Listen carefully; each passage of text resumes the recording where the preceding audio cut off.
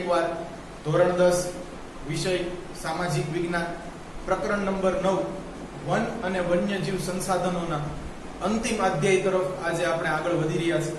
વિદ્યાર્થી મિત્રો, આજે જે આપણે ક્વેશ્ચન તૈયાર કરવાનો છે, અભયારણ્ય, રાષ્ટ્રીય ઉદ્યાન અને જૈવ આરક્ષિત ક્ષેત્રો. ઘણી વખત છે અહીંયાથી બોર્ડ્સની અંદર શોર્ટ ક્વેશ્ચન કે આખો સવાલ અથવા આની વચ્ચેનો તફાવત પણ પૂછાયેલો છે. તો વિદ્યાર્થી મિત્રો, આમ તો આ ત્રણેયનો ઉદ્દેશ્ય છે એ વન અને વન્યજીવો છે એનું સંરક્ષણ અને સંવર્ધન કરવાનો છે. પરંતુ આ ત્રણેય છે એની વચ્ચે કંઈક પાતળી ભેદરેખા છે. તે આપણે આ લેક્ચરની અંદર સમજવાનો છે કે what is the difference between sanctuary, national park and bio reserves. વિદ્યાર્થી મિત્રો, પહેલો સવાલ આપણો એ થશે અને તત્પશ્ચાત છે એક નાનકડો એવો પેરેગ્રાફ છે વન્યજીવોને લગતો આપણે અભ્યાસ કરવાનો રહેશે. તો ચાલો જોઈએ.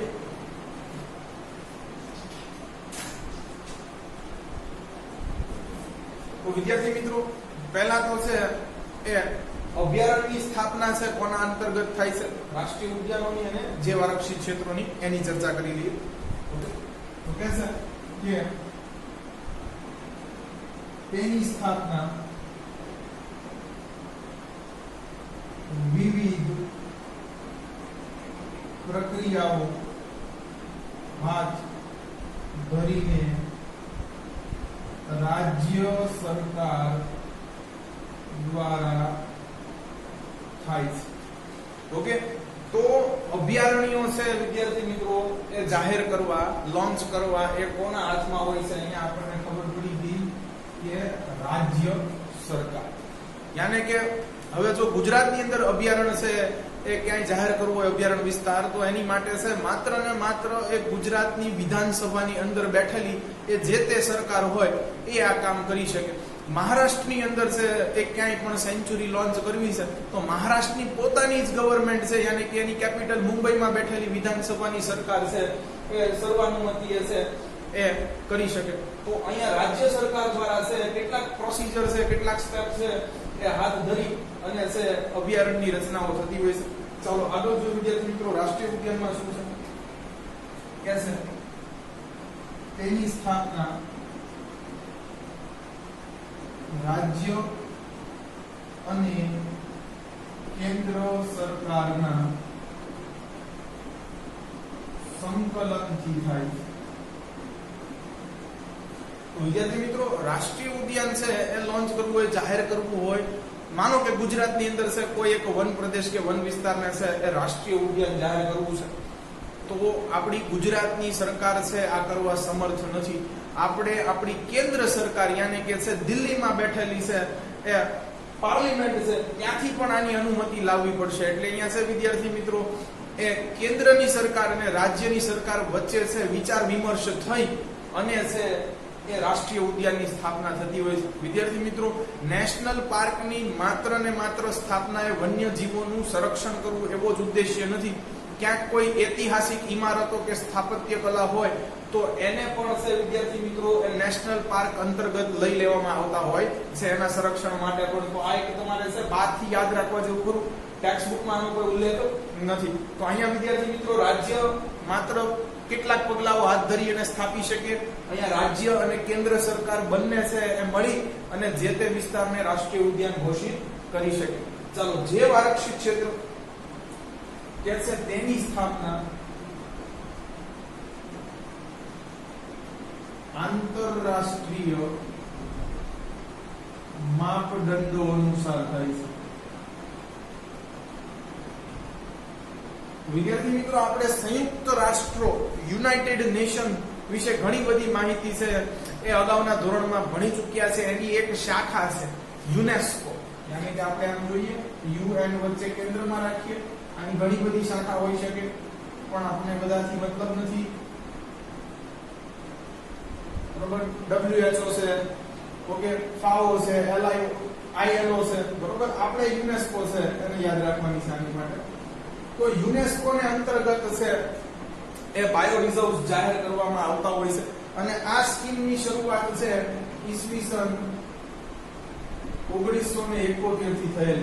યાની કે વિશ્વમાં સૌથી પહેલું છે બાયો રિઝર્વ્સ, જે આરક્ષિત ક્ષેત્ર છે એ ઈસવીસન 1971 ની છે એ યુનેસ્કોની જે એ એક સામાન્ય છે બેઠક છે એની અંદર આવો છે એ પ્રસ્તાવ કે ઠરાવ પાસ કરી અને કરવામાં આવ્યું હતું. તો વિદ્યાર્થી મિત્રો, અભયારણ્યો તમને જુદા જુદા રાજ્યોમાં જોવા મળશે. ઓકે, રાષ્ટ્રીય ઉદ્યાનો પણ જુદા જુદા રાજ્યોમાં તમને જોવા મળશે, પરંતુ અહીંયા છે કેન્દ્રની અનુમતિ પણ રાજ્ય સરકારે લીધી હશે. જ્યારે જૈવ આરક્ષિત ક્ષેત્રો તમને છે વિશ્વના ઘણા ખૂણા ખાચરામાં જોવા મળી શકે છે, કારણ કે સંયુક્ત રાષ્ટ્રો દ્વારા છે એક એની શાખા છે વિદ્યાર્થી મિત્રો યુનેસ્કો છે, એને અંતર્ગત છે કે આ યોજના કે આ છે કોઈ પણ ક્ષેત્રને છે જૈવ આરક્ષિત ક્ષેત્ર એ જાહેર કે ઘોષિત કરવામાં આવતો હોય છે. તો ખાસ આ છે એ ઇન્ટરનેશનલ સ્ટાન્ડર્ડ્સ અનુસાર છે એ ડિક્લેર થાય છે. આ સ્ટેટ ગવર્નમેન્ટ અને સેન્ટ્રલ ગવર્નમેન્ટ છે એ બંને દ્વારા મળી અને છે એ જાહેર થાય છે, અને છે આમાં માત્ર સ્ટેટ ગવર્નમેન્ટનો જ હાથ હોય છે. ચાલો આગળ જોઈએ.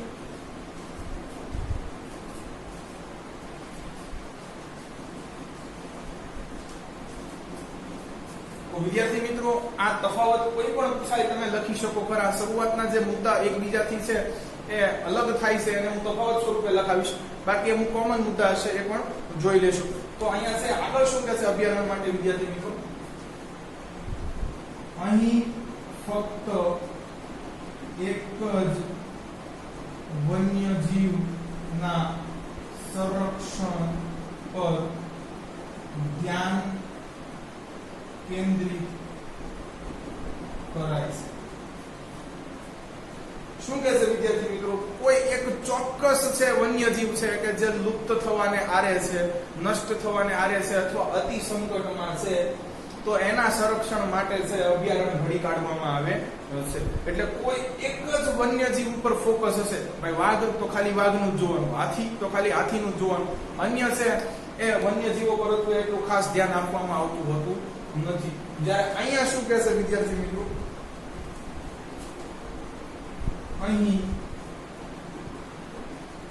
અભયારણ્યની માફક માત્ર એક જ વન્યજીવ ઉપર ધ્યાન કેન્દ્રિત કરાતું નથી, પરંતુ એક કરતા વધુ પારિસ્થિતિક તંત્રનું સંરક્ષણ થાય છે. ચાલો બે મુદ્દા એકમાં લખી નાખ્યા છે. પહેલા તો કહે છે અહીં અભયારણ્યની માફક માત્ર એક જ વન્યજીવ ઉપર ધ્યાન કેન્દ્રિત કરાતું નથી. એટલે માત્ર વાઘ, માત્ર સિંહ, માત્ર દીપડો કે માત્ર ગેંડો એની માટે છે કે રાષ્ટ્રીય ઉદ્યાન ન હોઈ શકે. ભાઈ અહીંયા તો આખી એક ઇકોસિસ્ટમ છે, અથવા એક કરતા વધારે ઇકોસિસ્ટમ જેને આપણે પારિસ્થિતિક તંત્ર કહીએ છીએ એનું છે એ સંરક્ષણ થાય છે. હવે વિદ્યાર્થી મિત્રો, પાછો વિજ્ઞાનનો એક પ્રશ્ન આવી ગયો, વોટ ઇઝ ઇકોસિસ્ટમ? પારિસ્થિતિક તંત્ર એટલે શું?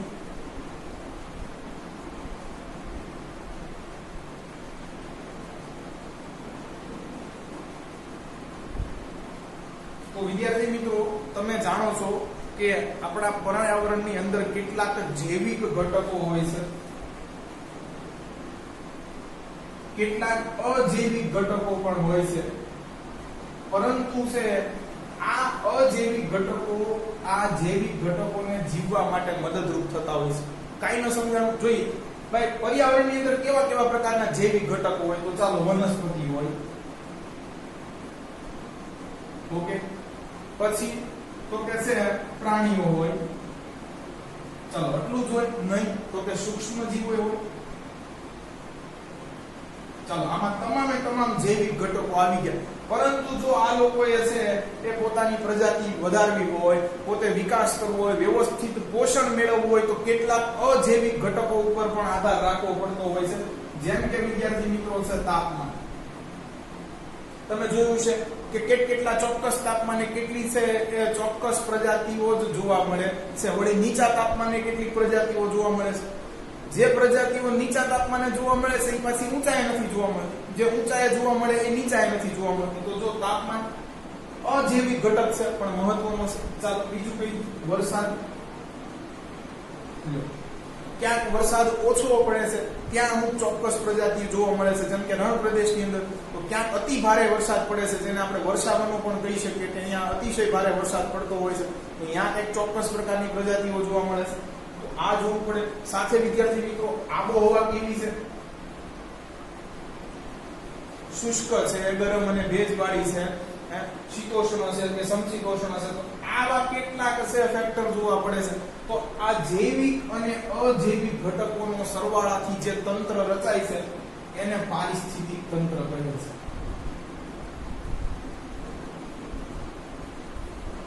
ઇકોસિસ્ટમ. તો અહીંયા વિદ્યાર્થી મિત્રો એક કરતા વધુ છે એ પારિસ્થિતિક તંત્રનું છે એ સંરક્ષણ કરાય છે. વિદ્યાર્થી મિત્રો નાનું એવું એક સૂક્ષ્મ જીવ હોય તો એની માટેનું પારિસ્થિતિક તંત્ર આખું અલગ હોય, બરોબર. એ જ રીતે મોટું મહાકાય પ્રાણી હોય તો એની માટેનું આખું પારિસ્થિતિક તંત્ર અલગ હોય.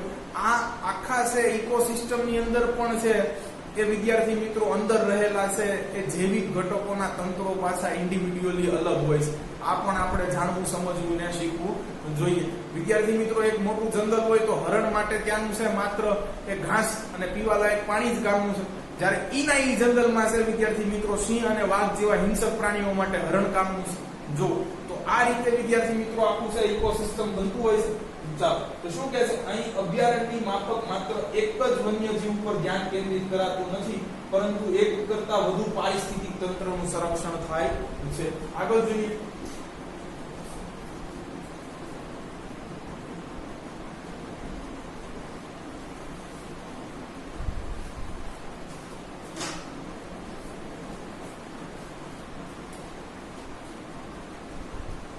અહીં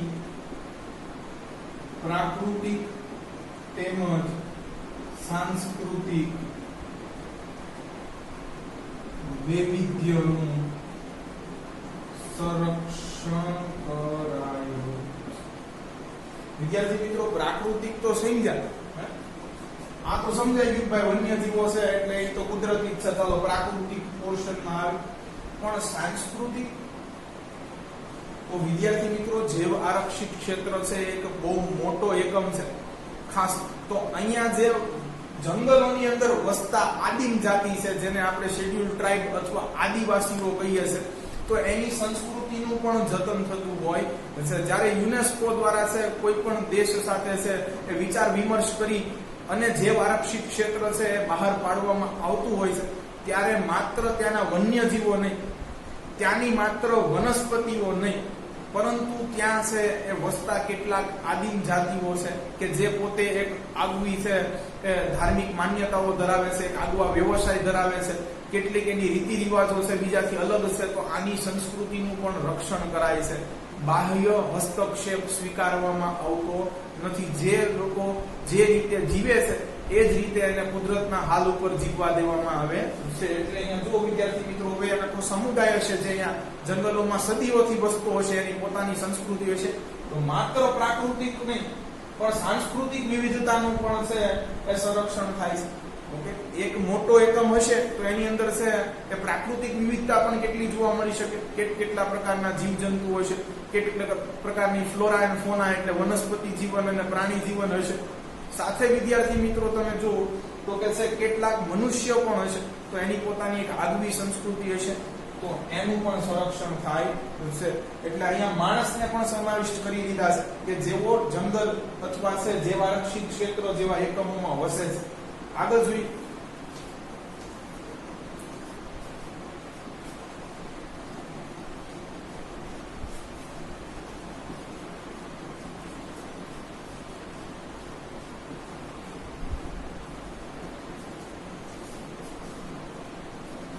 ચાલો વિદ્યાર્થી મિત્રો, તો હવેનો છે મુદ્દો એ અભયારણ્ય થોડું છૂટછાટ વાળું છે. જોઈએ કે કેમ કે છે અહીં સરકારી અધિકારીની પરવાનગી લઈને પશુ ચરાણ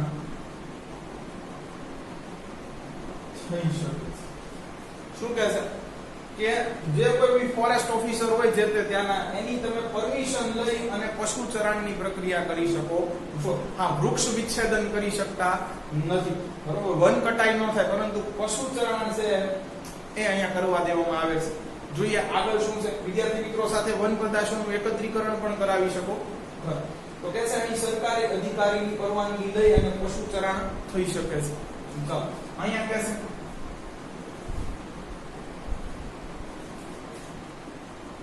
પશુ ચરાણ ઉપર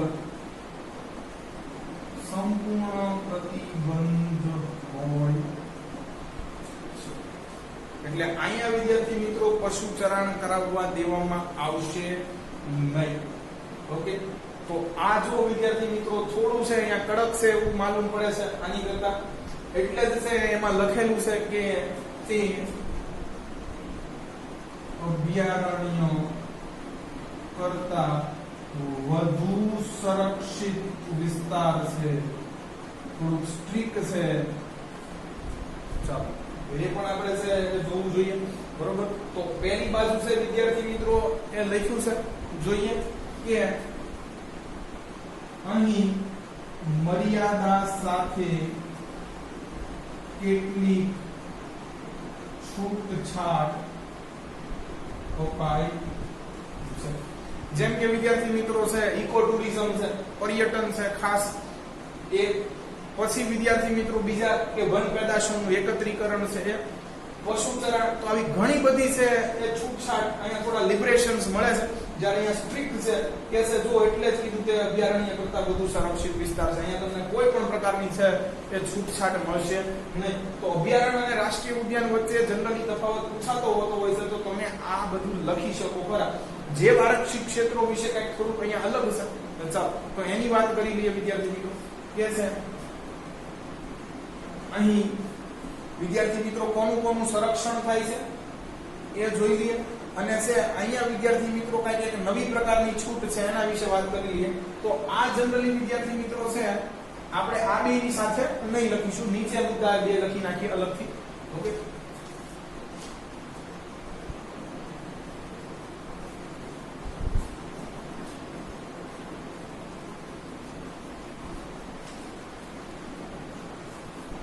અહીંયા વિદ્યાર્થીઓ મિત્રો કહે છે કે અહીં માનવીની ગતિવિધિઓ ઉપર સંપૂર્ણપણે પ્રતિબંધ હોય છે. શું કહે છે વિદ્યાર્થી મિત્રો કે માનવીની છે એ ગતિવિધિઓ ઉપર સંપૂર્ણપણે પ્રતિબંધ હોય છે. યાની કે વૃક્ષ વિચ્છેદન કરવા દેવામાં આવશે નહીં, બરોબર, ચરાણ કરવા દેવામાં આવશે નહીં, પરંતુ હા પશુ ચરાણ અહીંયા છે એ કરાવી શકો ખરા જો તમે જૈવ આરક્ષિત ક્ષેત્રોની અંદર વસતી આદિમ જાતિ હો અને તમે પશુપાલન કરતા હો તો તમે છે એ પશુ ચરાણ કરાવી શકો. તમે મત્સ્ય પાલન પણ કરી શકો, તમે ખેતી પણ કરી શકો, પણ શરત એ છે વિદ્યાર્થી મિત્રો કે તમે છે એ જૈવ આરક્ષિત ક્ષેત્રનો એક ભાગ હો. તો બાહ્ય ગતિવિધિ ખરેખર લખવું જોઈએ અહીંયા, બરોબર છે. તો ટેક્સ્ટ બુક ની અંદર આપણે એક ચેન્જ કરી નાખીએ કે બાહ્ય માનવીની, બહારથી કોઈ માનવી આવી અને છે પશુ ચરાણની પ્રક્રિયા હાથ ધરે કે વન કટાઈ કરે કે વન્ય પેદાશો એકત્રીકરણ કરે, મત્સ્ય પાલન, એવી કોઈ પણ છે વિદ્યાર્થી મિત્રો એને સવલત કે છૂટ આપવા દેવામાં આવશે નહીં. તો આ બાહ્ય શબ્દ આપણે એડ કરી દેવો જોઈએ. ઠીક છે અહીંયા. ચાલો હવે અહીંયા સંરક્ષણ કોનું કોનું થાય છે એ જોઈ લઈએ. તો કે છે અહીં વન્યજીવો, જીવજંતુઓ, વનસ્પતિઓ તેમજ તે જમીન ઉપર વસતા મનુષ્યની જીવનશૈલીનું સંરક્ષણ થાય છે. ઓકે, તો વિદ્યાર્થી મિત્રો જો આખી સિસ્ટમ છે એ કવર કરી લીધી છે. વન્યજીવો, જીવજંતુઓ, વનસ્પતિઓ તેમજ જમીન ઉપર વસતા માનવીઓની જીવનશૈલીનું સંપૂર્ણપણે સંરક્ષણ કરાય છે. એટલે બાહ્ય વિક્ષોભ, બાહ્ય માનવીની કોઈ પણ ખલેલ અહીંયા સ્વીકાર્ય છે નહીં. આપણે વિદ્યાર્થી મિત્રો છે એ તમે જો ધોરણ 9 ની અંદર અંગ્રેજીમાં એક સરસ મજાનો છે એ પાઠ ભણીને આવ્યા છો, વેલી ઓફ ફ્લાવર્સ, જ્યાં નંદા દેવીનું છે એ આખી વાત છે તો એ એક બાયો રિઝર્વ જ છે, જ્યાંનું ફ્લોરા અને ફોના યાની કે છે કે વનસ્પતિ જીવન અને પ્રાણી જીવન છે એ સંપૂર્ણપણે આ જ રીતે છે એ સંરક્ષિત કરેલું છે. ઓકે, તો જો વન્યજીવો થઈ ગયા, જીવજંતુઓ થઈ ગયા, વનસ્પતિઓ, આ ઉપરાંત કેટલી અન્ય પ્રજાતિઓ છે જેનું છે એ પ્રકૃતિના સહારે કે કુદરત ઉપર છે છોડી દેવામાં આવે છે, ત્યાંના માનવીઓને પણ બાહ્ય હસ્તક્ષેપથી છે એ સંરક્ષિત કરી લીધા છે. આગળ જોઈએ.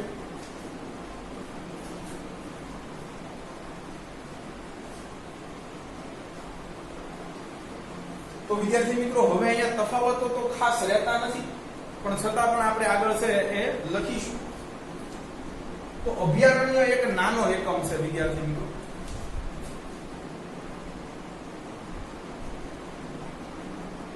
ઓકે, રાષ્ટ્રીય ઉદ્યાન પણ એક નાનો એકમ છે. અને વિદ્યાર્થી મિત્રો, જૈવ આરક્ષિત ક્ષેત્ર છે એક મોટો એકમ છે. બરોબર, જોઈએ અહીંયા લખ્યું જૈવ આરક્ષિત ક્ષેત્ર ઓછામાં ઓછા કીધું છે વિદ્યાર્થી મિત્રો 5000 ચોરસ કિલોમીટર ક્ષેત્ર વિસ્તારમાં ફેલાયેલો હોય છે. શું કીધું? જૈવ આરક્ષિત ક્ષેત્ર વિસ્તાર છે ઓછામાં ઓછો 5000 ચોરસ કિલોમીટરમાં છે ફેલાયેલો હોય છે. યાની કે સમજીએ આપણે, જો વિદ્યાર્થી મિત્રો આ એક ચોરસ છે,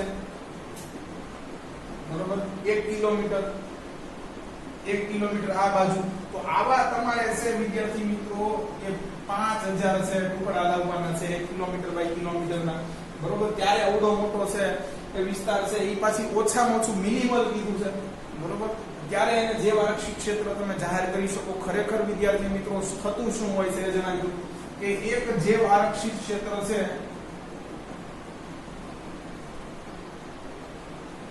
એની અંદર વિદ્યાર્થી મિત્રો અભયારણ્ય અને રાષ્ટ્રીય ઉદ્યાનો પણ આવી જતા હોય છે. એવું જરૂરી નથી કે આવે જ અને બે આવે, કોઈ એક પણ આવે, બે આવી જતા હોય વિદ્યાર્થી મિત્રો, અને એક કરતા વધુ વખત પણ રિપીટ થતા હોય. આવડું મોટું બાયો રિઝર્વ હોય કે જે કેવડું હોય છે ઓછામાં ઓછું 5000 ચોરસ કિલોમીટર. તો આમાં કઈક નાનો ભાગ હશે વિદ્યાર્થી મિત્રો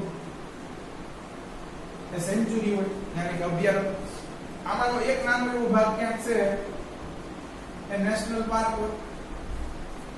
જરૂરી નથી આવું વિદ્યાર્થી મિત્રો, પણ હંમેશા જ્યાં બાયો રિઝર્વ હોય છે ત્યાં એના નાના નાના એકમો છે અભયારણ્ય અને રાષ્ટ્રીય ઉદ્યાનોમાં છે એ જોવા મળતા હોય છે. એના નાનો એક ઘટક હોય છે વિદ્યાર્થી મિત્રો. ઓકે, તો તમે જોઈ શકો છો કે જૈવ આરક્ષિત ક્ષેત્ર એક બહુ મોટો એકમ છે, એટલે મેં અહીંયા લખ્યું છે નાનો એકમ છે, નાનો એકમ છે. એ લખવાનું નથી તમારે, પણ સમજવા.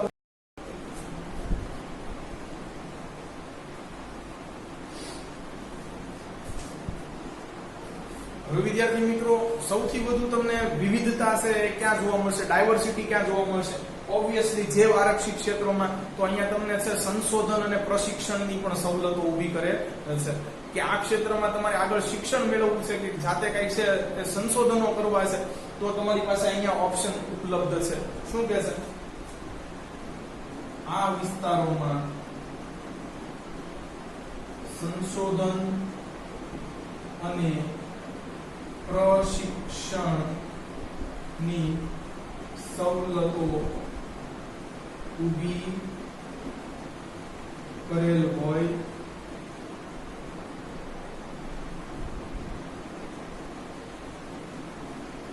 તો અહીંયા વિદ્યાર્થી મિત્રો તમે છે આનો અભ્યાસ કરી શકો ખરા, અથવા અભ્યાસ અર્થે છે પરવાનગી મેળવી અને જઈ શકો ખરા, કારણ કે આ એક બહુ મોટો યુનિટ છે તમારી માટે.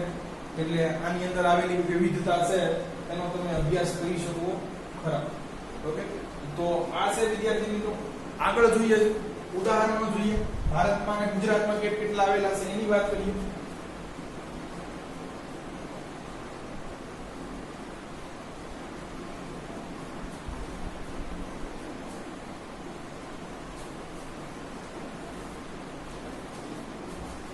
વિદ્યાર્થી મિત્રો, ભારતમાં અભયારણ્યોની સંખ્યા, ગુજરાતમાં અભયારણ્યોની સંખ્યા, રાષ્ટ્રીય ઉદ્યાન ભારત અને ગુજરાતમાં કેટલા છે, જૈવ આરક્ષિત ક્ષેત્રો, એની ચર્ચા કરી લઈએ આપણે.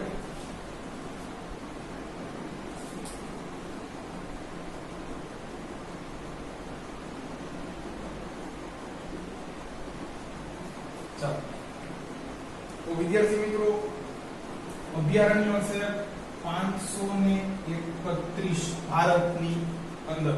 ચાલો આ 531 તો આખા ભારતમાં છે ભાઈ, ગુજરાતમાં કેટલા? ચાલો તો એની વાત કરીએ.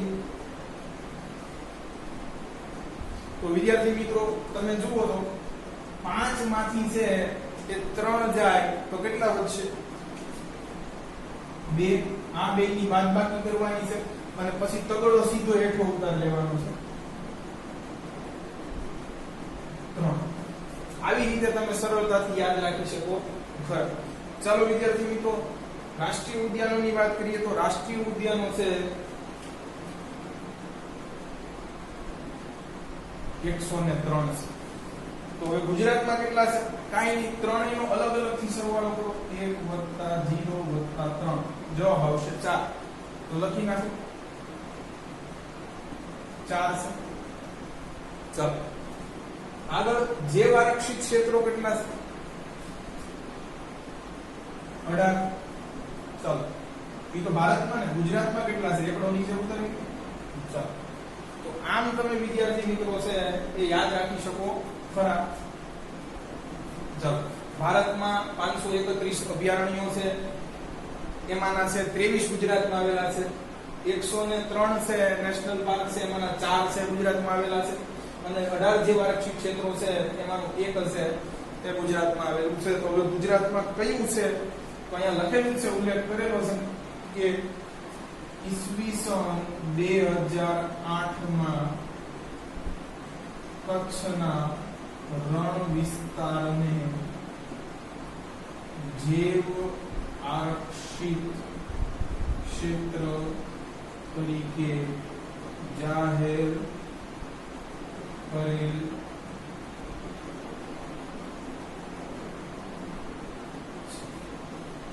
ઓકે. તો વિદ્યાર્થી મિત્રો આ આંકડા બહુ મહત્વના હોઈ શકે, ક્યાંક પૂછાઈ જાય એટલે આને યાદ કરી લેજો વ્યવસ્થિત રીતે. ચાલો હવે અહીંયા આપણો અભયારણ્ય, રાષ્ટ્રીય ઉદ્યાનો અને જૈવ આરક્ષિત ક્ષેત્રોમાં આપણે કહીએ ભાઈ આ મહત્વના અભયારણ્યો છે, ઉદાહરણ લખી નાખી. આ મહત્વના રાષ્ટ્રીય ઉદ્યાનો છે અને મહત્વના જૈવ આરક્ષિત ક્ષેત્રો છે, એટલે આપણો આ ટોપિક પૂરો થઈ જાય.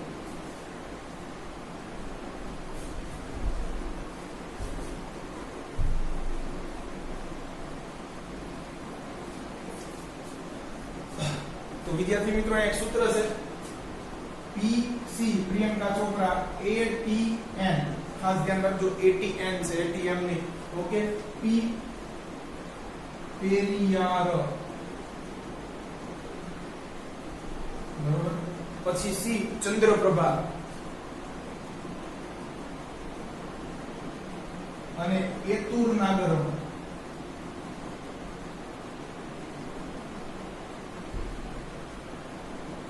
તો આ વિદ્યાર્થી મિત્રો કેટલાક જાણીતા અભયારણ્યોના નામ છે.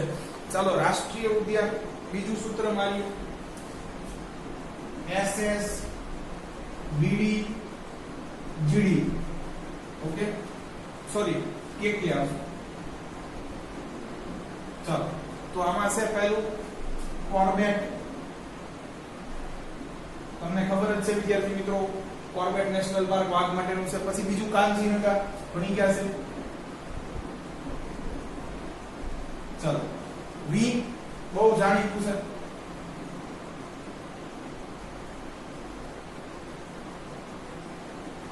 જેના ઉપરથી તમારે બ્લેક પગ ભણવામાં આવે છે. ચાલો ડી તો અહીંયા ડચી ગામ છે, આ પણ ભણી ગયા છે વિદ્યાર્થી મિત્રો. જે યુરોપિયન રેન્ડિયર છે એની પ્રજાતિ માટે ખાસ કરીને છે. એ ઉપરાંત બીજી પણ પ્રજાતિઓ છે પણ એના સંરક્ષણ અર્થે છે જમ્મુ કાશ્મીર ની અંદર આવેલું છે. ચાલો G ફોર ગીર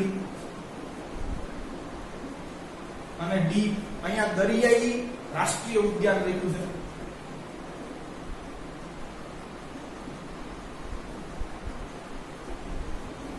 તમને વિદ્યાર્થી મિત્રો જાણીને આનંદ થશે, એકમાત્ર દરિયાઈ રાષ્ટ્રીય ઉદ્યાન છે એ ગુજરાતમાં આવેલું છે, ખાસ જામનગર પાસે છે.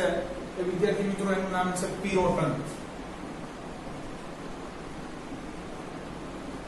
તો આ પણ લખી શકો તમે, એવું નથી દરિયાઈ રાષ્ટ્રીય ઉદ્યાન લખવાને બદલે આનું મેં તમને નામ જણાવી દીધું. ચાલો જૈવ આરક્ષિત ક્ષેત્રોની વાત કરીએ વિદ્યાર્થી મિત્રો. તો જૈવ આરક્ષિત ક્ષેત્રો અહીંયા છે 5 ઉદાહરણ આપ્યા છે. સુંદરવન પશ્ચિમ બંગાળ જાણીએ છે, ધોરણ 9 માં પણ ભણી ગયા છે. પછી છે પંચમઢી, એટલે એસપી યાદ રાખવાનું છે ખાસ વિદ્યાર્થી મિત્રો. પંચમઢી છે એ મધ્યપ્રદેશની અંદર આવેલું છે. તો ચાલો આગળ જોઈએ. તો એસપી NMN આ યાદ રાખવાનું છે. નીલગિરી. તો વિદ્યાર્થી મિત્રો આ તો જે આરક્ષિત ક્ષેત્ર છે 3 રાજ્યોમાં આવેલું છે. ત્રણેયની થોડીક સરહદમાં છે આવેલું છે. જોવાલાયક છે. તો કેરળ, તામિલનાડુ અને કર્ણાટકની ત્રિભેટે આવેલું છે. ત્રણેયને મળી અને થોડોક ભાગ છે, કોન્ટ્રીબ્યુશન ત્રણેયનું થોડું લે છે. તો નીલગિરી છે જે આરક્ષિત છે એક ક્ષેત્ર છે. ચાલો એમ મન્નારની ખાડી, મન્નારનો અખાત પણ લખેલો હોય છે વિદ્યાર્થી મિત્રો ત્યાં. ઓકે, અને એન છે પાછું ધી ગ્રેટ નિકોબાર. આ ઉપરાંત તમે કચ્છ પણ લખી શકો ખરા. તો આ આટલા છે ટેક્સ્ટ બુક ની અંદર આપેલા ઉદાહરણો છે એમને લખાવ્યા હશે. તો આ જાણીતા અભયારણ્યો, જાણીતા રાષ્ટ્રીય ઉદ્યાનો અને જાણીતા છે જે આરક્ષિત ક્ષેત્રોના કંઈક ઉદાહરણ આપેલા હશે. ચાલો હવે આપણે નેક્સ્ટ સવાલ જે અતિ મહત્વનો જોવાનો છે એની ચર્ચા કરીએ.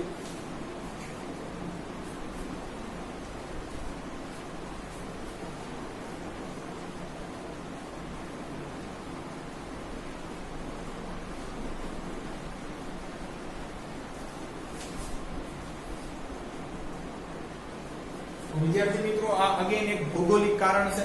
ટેક્સ્ટ બુક ની અંદર ઘણાને તો જડશે પણ નહીં ક્યાં આવેલું છે, પણ આપણો છે અભ્યાસ કરાવવો આપણી ફરજ છે, કદાચ પૂછાઈ જાય.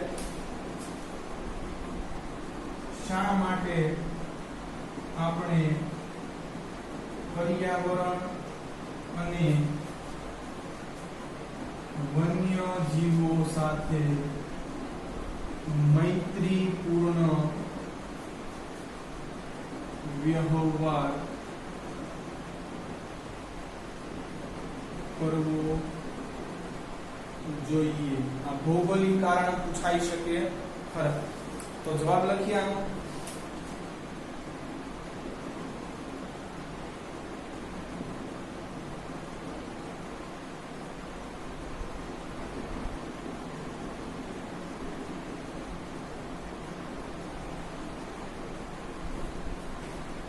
અહીંયા વિદ્યાર્થી મિત્રો પાછું શરૂઆત જ છે માનવને દોષ આપતા કરી છે. બરોબર, કે છે કે વિકાસની પ્રક્રિયા તો અનિવાર્ય છે, જરૂરી છે વિકાસ થવો વિદ્યાર્થી મિત્રો. તો કે છે વિકાસની પ્રક્રિયાઓ અનિવાર્ય છે. અમે ક્યાં ના પાડી, એટલે તમારે આ યાદ રાખવાનું છે અનિવાર્ય. પહેલામાં ટૂંકા મુદ્દા યાદ રાખતા જો વિદ્યાર્થી મિત્રો, એટલે ફટાફટ સમજાવી દેવા. આગળ કહે છે પરંતુ વિકાસની યોજનાઓનો મનુષ્ય ઉપર દુષ્પ્રભાવ, મનુષ્યની વન્યજીવો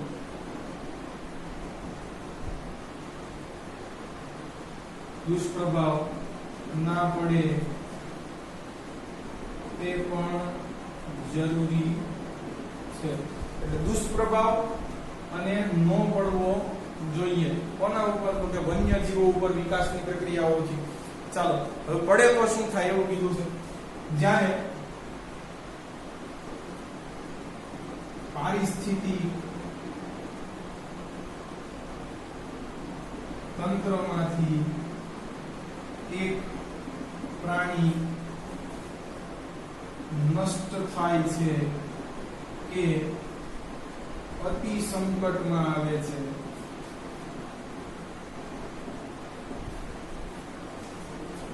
ત્યારે સમગ્ર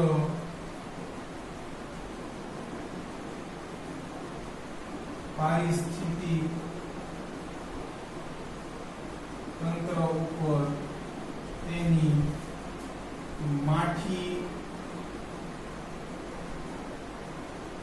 અસર થતી હોય છે. શું કહેશે વિદ્યાર્થી મિત્રો કે જ્યારે પારિસ્થિતિક તંત્રની અંદર, મેં તમને કીધું પારિસ્થિતિક તંત્રની અંદર તો સૂક્ષ્મ જીવોથી માંડી અને છે કે મહાકાય છે એ પ્રાણીઓ આવી જતા હોય છે કે છે આમાંથી કોઈક ક્યાંક જો છે એ લુપ્ત થઈ જાય, નષ્ટ થઈ જાય, માને કે વેનિશ થઈ જાય ટોટલી, અથવા એની સંખ્યા ખૂબ જ ઘટી જાય, જો અતિ સંકટમાં આવી જાય ત્યારે સમગ્ર પારિસ્થિતિક તંત્ર ઉપર તેની માઠી અસર પડતી હોય છે. તમને ઉદાહરણ દ્વારા સમજાવું વિદ્યાર્થી મિત્રો, આપણે છે ગીધ પરિયોજનામાં ભણી ગયા કે આજે ગીધ છે એ લુપ્ત થવાને આરે છે અથવા અતિ સંકટમાં છે.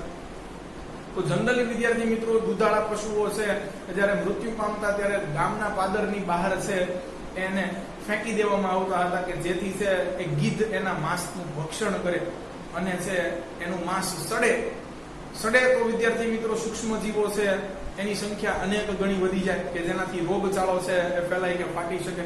એ પહેલા ગીધ અને કાગડા જેવા છે એ પક્ષીઓ છે એનું ભક્ષણ કરી જતું. આજે વિદ્યાર્થી મિત્રો તમે જુઓ કે જો આખી પારિસ્થિતિક તંત્રમાંથી કે આહાર કડીમાંથી છે ગીધ ચાલ્યું જાય છે વિદ્યાર્થી મિત્રો, તો શું થશે? ગીધ ચાલ્યા જશે વિદ્યાર્થી મિત્રો તો ઢોર છે એના પશુઓના છે એ માંસ સડશે અને એમાંથી વિદ્યાર્થી મિત્રો છે એ સૂક્ષ્મ જીવોની વૃદ્ધિ અનેક ગણી વધી જશે. આ તો મેં તમને છે એ એક ઉદાહરણ સમજાવ્યું. આવું નવું વિદ્યાર્થી મિત્રો તમે વિચાર કરો કે જંગલમાંથી છે એ હરણ ચાલ્યા જાય છે તો શું થશે? તો માંસાહારી પ્રાણીઓ પણ પાછળ જીવંત રહેશે નહીં, કારણ કે એના ખોરાકનો સ્ત્રોત છે તૃણાહારી પ્રાણીઓ હતા. તો વિદ્યાર્થી મિત્રો આ કિસ્સાથી ઊંધું વિપરીત વિચારી કે ભાઈ જો માંસાહારી પ્રાણીઓ જંગલમાંથી ઓછા થઈ જશે તો શું થશે? તો વિદ્યાર્થી મિત્રો છે એ જંગલની અંદર તૃણાહારી પ્રાણીઓની સંખ્યા સદંતર વધતી જશે અને જંગલના સંસાધનો જે કાંઈ બી છે એ તમામનો ઉપયોગ માત્ર ને માત્ર તૃણાહારી પ્રાણીઓ કરશે, મનુષ્ય માટે કાંઈ વધવા દેશે નહીં. તો જો બેલેન્સ બધે જરૂરી છે અને ક્યાંક ને ક્યાંક નેચરની અંદર, કુદરતની અંદર દરેક સૂક્ષ્મ જીવોથી માંડી અને છે મોટા મહાકાય પ્રાણીઓને કાંઈકનો કાંઈક રોલ મળેલ છે, કાંઈકનો કાંઈક ભાગ મળેલ છે. તો બધાને છે એ માનવતાના ધર્મની દ્રષ્ટિએ જોતા એ જીવંત રાખી આપે એવી આપણને છે એક અપીલ કરી છે. વિદ્યાર્થી મિત્રો સૂક્ષ્મ જીવો વગર તો દૂધમાંથી દહીં નથી બનતું. આપણે આચમણની પ્રક્રિયા પણ જોઈ ગયા વિદ્યાર્થી મિત્રો, કેટલી સ્વાદિષ્ટ વેરાયટીઓ નથી બનતી, ઝૂમ બરાબર ઝૂમ નથી બનતું. તો જો બધાયનો કઈક નાનો મોટો રોલ છે એમ કે છે, પણ જ્યારે આમાંથી કોઈ કંઈક ઓછું થઈ જાય છે કે છે એની સંખ્યા ઘટી જાય છે ત્યારે એની માઠી અસર આખી છે એ પારિસ્થિતિક તંત્ર ઉપર પડે છે. અને કે છે આગળ અને આહાર શૃંખલા જોખમાય છે. કેમ આહાર શૃંખલા જોખમાય છે? તો કે છે દરેક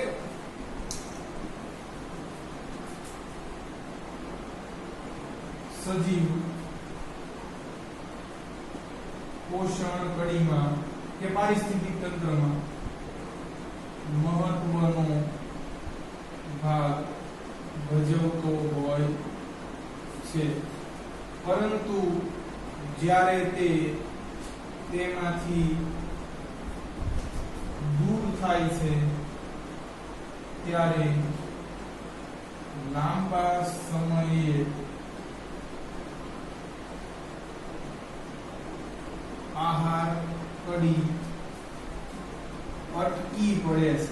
શું કીધું કે આખી જે ફૂડ ચેઇન છે ક્યારેક ને ક્યારેક તો ઊભી રહી જશે, પણ હા અને ઊભી રહેતા છે એ લાખો અથવા છે એ ઘણા વર્ષો છે લાગી શકે છે વિદ્યાર્થી મિત્રો, પણ થશે આવું જરૂર એમ કે છે. કદાચ હજારો વર્ષો લાગે, 100 વર્ષો લાગે, પરંતુ આનો છે છેલ્લો પ્રભાવ છે, છેલ્લો આફ્ટર શોક એ મનુષ્ય છે સહન કરવાનો છે.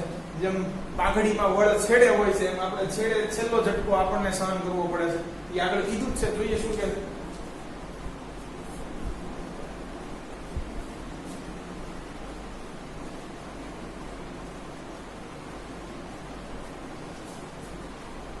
છે કે આ અસરો મનુષ્ય સુધી છે એ બહુ મોડી પહોંચે છે. આ અસરો મનુષ્ય સુધી મોડી પહોંચે છે. તેથી જ આજે મનુષ્ય સજાગ નથી. જैसे આપણે મનુષ્ય છે એ સજાગ કેમ નથી? તો કે આ અસરો હજી આપણી સુધી પહોંચી નથી અથવા ધીમે ધીમે છે પહોંચવાની શરૂ કરી છે. અહીંયા કેટલા ઉદાહરણ આપ્યા છે વિદ્યાર્થી મિત્રો, તો એ પણ જોઈએ કે છે કે આજે જે કાંઈ પણ